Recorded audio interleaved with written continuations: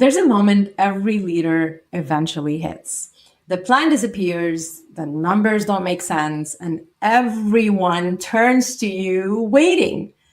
During COVID, Brian watched his entire sales pipeline vanish in a single week. Not a bad quarter, not a slow month, a week. What he did next didn't just save the business, it rewired how he leads, how he builds teams, and how he defines strength under pressure. This conversation is about what leadership actually looks like when certainty is gone.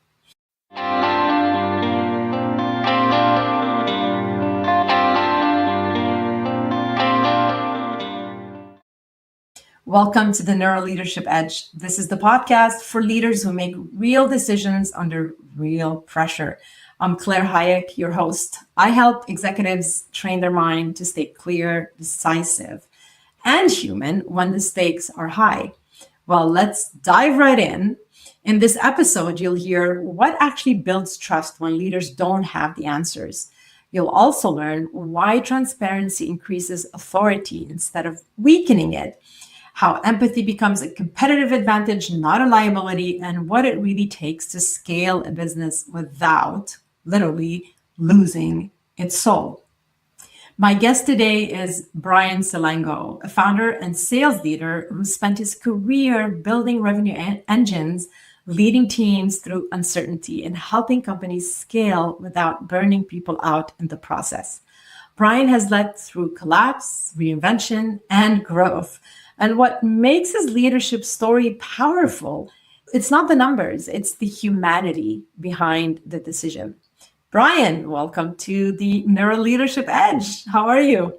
Wonderful. Thank you. And thank you for having me. I'm Lovely having you here. Yeah, so really excited for you to join me on this one. So tell us, take us back to that moment when obviously it was during COVID. So this is when the hospitality industry collapsed and your entire sales pipeline literally vanished, disappeared. What was happening inside you as a leader, not just around you? I would say my anxiety point was really around I have metrics and I have revenue goals, and there are a variety, and obviously the revenue goals pay us all our salaries. I have so many things that I have to hit, right, in order to ensure that the company is sustainable and can continue to grow and move forward. And when I say growth, that could be common, like the same. It doesn't have to be exponential growth. Yes, but we need to be able to keep the lights on. Yeah. And it was very hard when all of a sudden all of our clients were closed. And we were a very hospitality specific technology. And so what do you do? And I definitely stayed up a lot at night and just brainstormed how I can do this differently. But what was happening inside of you? Like when this happened and you just found out, literally everything just poof. Yes. What was going inside of you? Like what's going through your head? I can't even imagine. I'm not going to pretend that it wasn't extremely stressful. Right. I'm not going to pretend that I didn't have moments saying, how can I help? Or what can I do? I mean, it was a stressful time for everyone. So, because many of us were also dealing with family members who had COVID before there were vaccines. And, I lost several loved ones to COVID. And, there were just a lot of components going on and sometimes family takes a precedent over work. Right. And so there were just a lot of going on. Yeah. A lot of components. But where I found the resilience was really just taking a step back and saying, you know what, I could handle all of this. I just need to take that step back and look at the big picture. And that big picture was, you know what, we're in a situation where in this country, I can't speak for other places, but at least in the US, there are a lot of people who are struggling because of the quarantine and whatnot. They're struggling with maybe mental health issues, there's substance abuse issues that maybe they that have been in check. Right. But now that they're like sequestered into their home, things are a little different. And so I pivoted us to focus on how do we help the person who goes to a place for, let's say, drug and alcohol rehabilitation, or Right. like we focus specifically in the luxury market. So I focused more on the like high end, Right. the high end places. But at the same time, this was where I thought the perfect niche was for us at that point in time. And it worked very well. Right. So you were feeling the pressure. I mean, things were falling apart. Everybody, actually, you're right. Everybody was feeling all that, and so even family members were probably needing your help, etc. You're pretty much under a lot of pressure, and I can't even imagine all this stress. And what do we do? How do we shift? What do we do now? And what you're really describing is sometimes a lot of leaders deal with, but we don't really talk about it. That moment when you're trying to hold it together, you're trying to be confident or show confidence when really everything is falling apart on the inside. You're just trying to hold the fort and practice that resilience and just move forward despite everything going wrong and everything crumbling around you. Right. And I don't think we talk enough about that. Now, we're talking about COVID here, but I think this applies to anything. And even to today, when you think about it, what's happening in the world. So you've said that you used to believe leadership meant being the strongest person in the room. I wanted to kind of jump to that, right after what I just said, because we always feel that we need to hold it all together and show that strength and that confidence. And so this is what you believed, right? What shifted when you finally said out loud, I don't have all the answers, when you actually embrace that? What really shifted within you, around you? What did that look like? I mean, by the way, it's a very good question. For me, I did always feel like I had to have all the answers and I needed to know everything about everything. And I felt that I was weak if I didn't know everything. And especially after the COVID experience and just working in that specific segment of an industry in hospitality, I had to learn to be a little more humble. Right. And I had to learn to be also more empathetic. And I've always been an empathetic person in my personal life, but I've always, maybe not as much in my business life. And I will say, one of the things that has worked that I've really learned is one, I'm actually a happier person, which makes me a better leader, to not pretend like I know everything. Right. And I also hire people who have expertise that I might not have because I don't have it. And because actually you put your finger on it. And I'm like, I'm going to tap this person to help. Yeah. You realized that you didn't, and you accepted that. Exactly. And this is why, right? That's right. That's right. And I think that's hard for a lot of leaders because it's almost, am I replacing myself? Right. And the truth is, the proof is in the pudding, I think is what they say. If the team is productive, it doesn't matter if you have a variety of people who have various individual experiences that you're pulling from. At the end of the day, no one can know everything. And I mean, I've definitely worked in my experience for leaders who have felt they know everything. And no disrespect to them, but it makes it hard for a leader to get a company or an organization to the next level when you have someone above you that you have to respect who just feels differently. And so, it's an interesting balance. Absolutely. And, when we talk about the brain, if you look at this from a brain perspective, that moment matters. You said it, you learned that you don't have to hold that front all the time, that strong, confident, etc., that it was okay to be humble, or maybe vulnerable is the better word, and more empathetic. And of course you were, and you are empathetic, maybe with at a personal level, but that, sometimes we have to not pretend, but put on some kind of mask because we are forced to hold it all together, and that pressure. And the moment you understand that, and you said it, and I applaud the courage from the brain perspective, this really matters because when you do that, you're self-regulating instead of performing.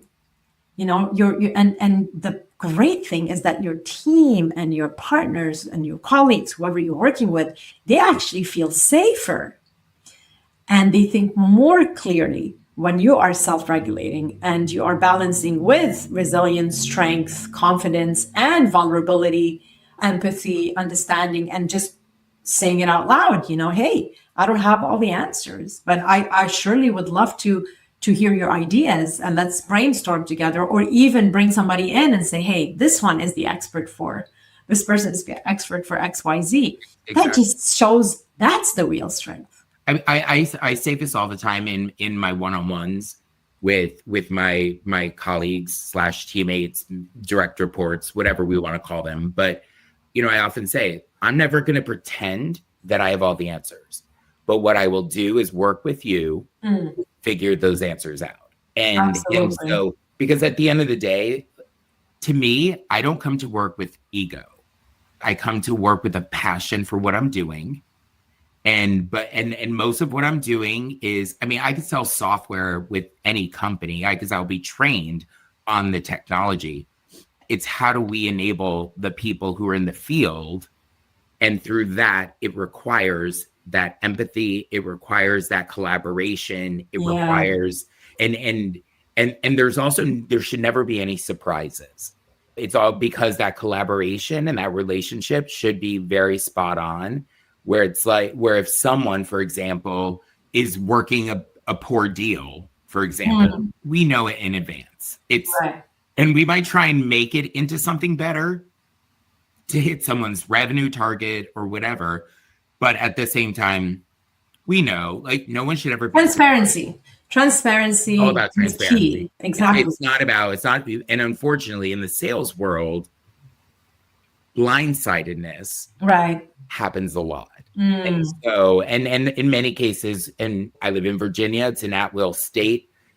So the companies don't need to give a reason to say, we don't want you anymore. Right. I didn't know that. I believe that no one should be surprised if something's not going well. Absolutely not. Yeah. So how do you balance being human and being empathetic and being vulnerable and being, the rock? So how do you balance all that while still holding people accountable? Yeah. And that's that's a really tough question. It's because it's tough. It is tough. I'm not saying we all have the answers, but I think a lot of leaders deal with it differently. And I'm just curious to know from your perspective and with your team, how do you do that? What's your thing? And I'm thinking about it too, it is hard. I think one of the things that, because I think in a sales environment, it's not that easy. No. Right? Because this is what you run on, like performance. Right. You need to perform. It's sales. That's right. How do you be empathetic? Sales can be easier in certain senses where it's black and white, where it's you are not hitting your target, or you're not on pace, or you haven't done enough phone calls, or you haven't had enough meetings. There is definitely, there are KPIs and metrics that are generally very clear. I think as an empath, which I am, which I don't think is a bad thing. I've worked for leaders who think that's a bad thing. Right. But and again, difference of opinion, no knock on them.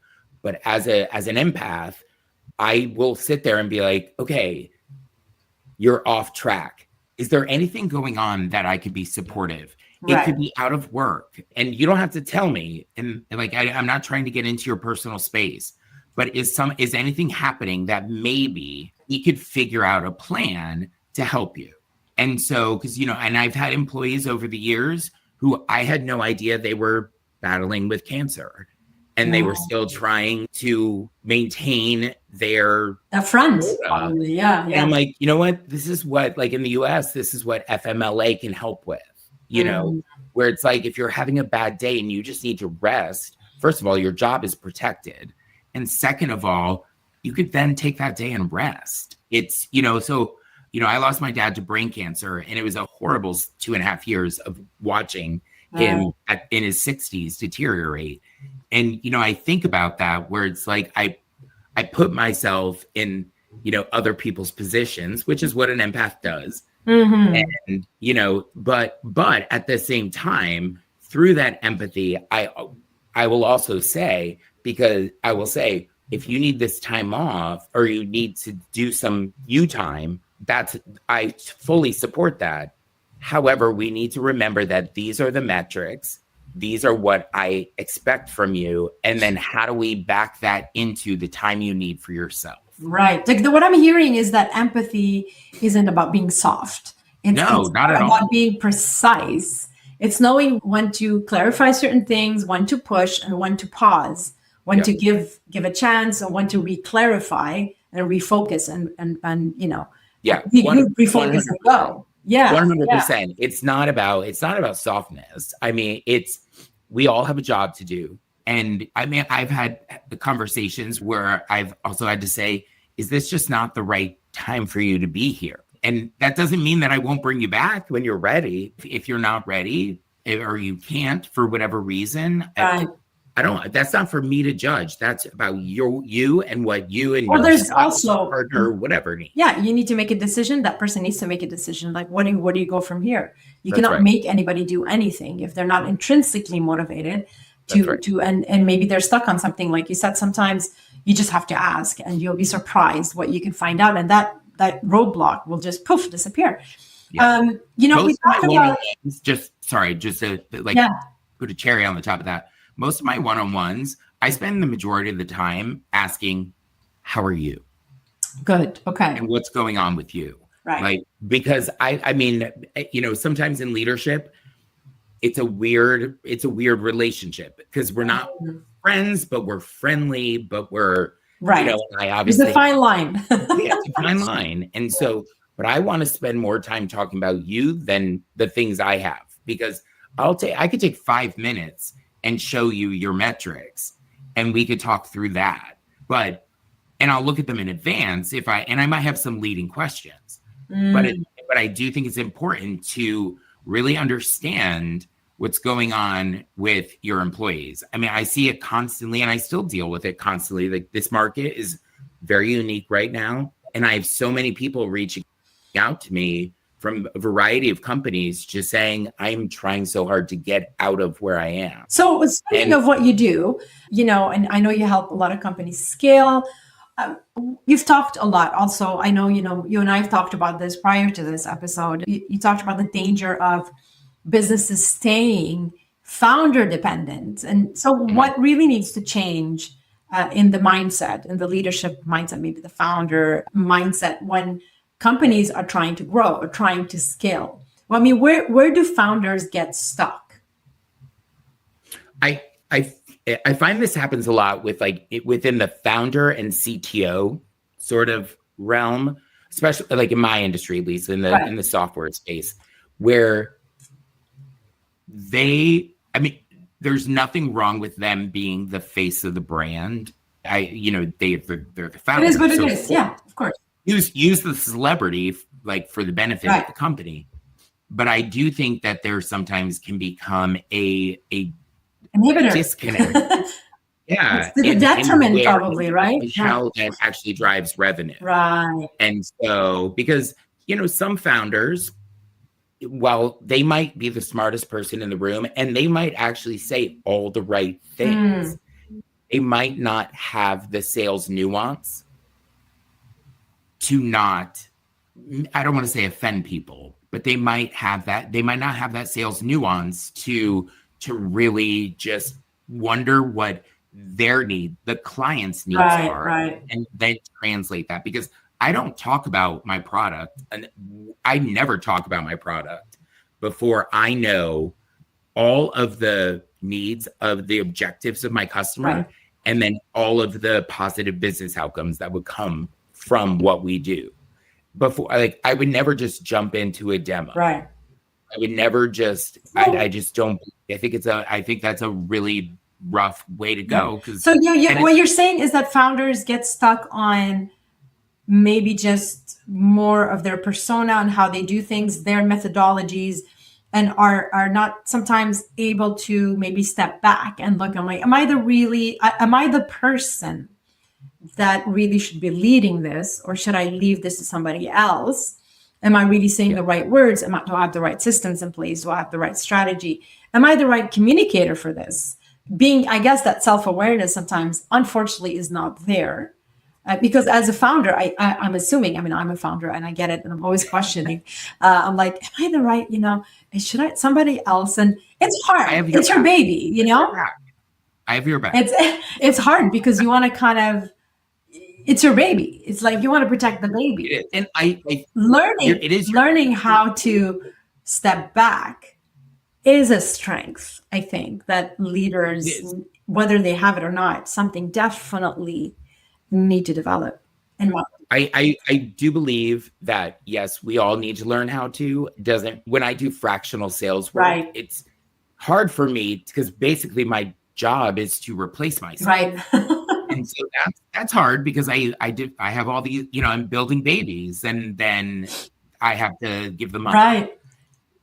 But so I understand, and it's not an easy thing to do. And I'm not suggesting that anyone who is a founder is wrong for feeling that way, because they should be proud of everything they've done. Yeah, absolutely. And the work that they've done and the investment that they've gotten or given, but it is something that it is a challenge. And I think the best founders that I've worked with are ones who are open-minded and who are, I'm going to say open again, just because it is very important. open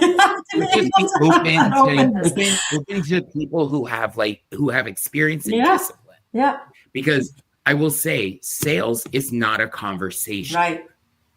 Sales is a discipline. And that's why we have disciplines like MedPick and the Challenger sale and force management and all of these different organizations that help support and build sales pipeline. And a founder, not because they don't want to, but probably they don't have the time, they're not sitting there in a 3-day class about of course you can't be doing everything, obviously, so you need to leave these things. The founder should be out there finding new money, business development, etc. Exactly. So it's and I understand there are, of course, different stages of companies. Yes, of course. So here we are. We need to speed up to rapid fire because I would love to. I know, because I keep talking. I would love to continue the conversation. But, time flies when you're having fun. It does. I actually just looked at the clock and I'm like, wow. We're good. We're good on time, but I just want to make sure that I get to ask you those questions that I really want to ask. And I want people to learn from you. Rapid fire, short answers. I have 3 questions for you. Are you ready? I'm ready. All right. One leadership habit you had to unlearn. The biggest one was not celebrating wins in the moment because I was too focused on tomorrow. Oh my God, I love that one. I'm always talking about celebrating wins and it's so good for the brain and releases dopamine. Love it. One thing leaders underestimate under pressure. I think we underestimate our ability to help people because pressure, yes, it comes to us. And it could trickle down to our team. I do believe that we do underestimate the way we could block that, and deliver it beyond us into a more positive experience. Because employee turnover, especially in sales, is pretty high. Oh, I bet. And so it's because it is a high pressure job. Absolutely. So I think that would be my biggest. Okay. And last one, something you believe now that your, younger you didn't. This is also going to be an interesting one, that I'm good enough. I love that.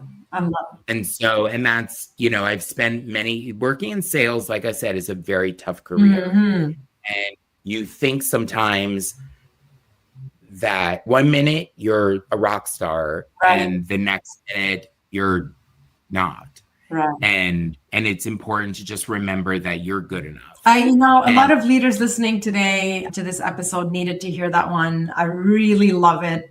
You are good enough. I mean, what a great way to wrap up this episode, Brian. I mean, there's so much stuff that stood out from our conversation, that obviously that you are good enough, but also that strength comes from, it doesn't always come from control. It really comes from presence, from empathy, and from being humble and reading the room. I have a final question to you, and then we're going to wrap up very quickly after that. So if a leader is listening right now, Brian, and they're going through uncertainty, pressure, or reinvention, what do you want them to remember? I know you said you are good enough, and it's good enough, but anything else you think you want to add? Of course, the good enough piece, but then also we're there's a large network of us, and we're all in this together. And so if I'm happy to talk to anyone, collaborate with anyone, brainstorm with anyone. Doesn't mean we all have the answers, but we can probably come together and find them. So find me on LinkedIn and let's do this and have the conversation. Thank you for being so open and opening yourself up here. You did talk about openness. Please do reach out to Brian Silengo if, the invitation is open. Of course, you can also reach out to me.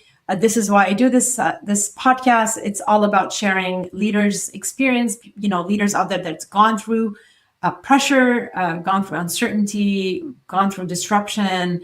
And they were, they won. They still won. They're here and they're present and they won. They learned a thing or two, and they're here on the episode to share it with you. So Brian, thank you so much for this conversation and for the honesty you brought into it. And Claire, thank you for having me. Oh, it's a pleasure. It was a pleasure. And to everyone listening, if this episode resonated, please share it with a leader who's caring more than they admit or that they're showing. This is the Neuro Leadership Edge. I'm Claire Hayek, and I'll see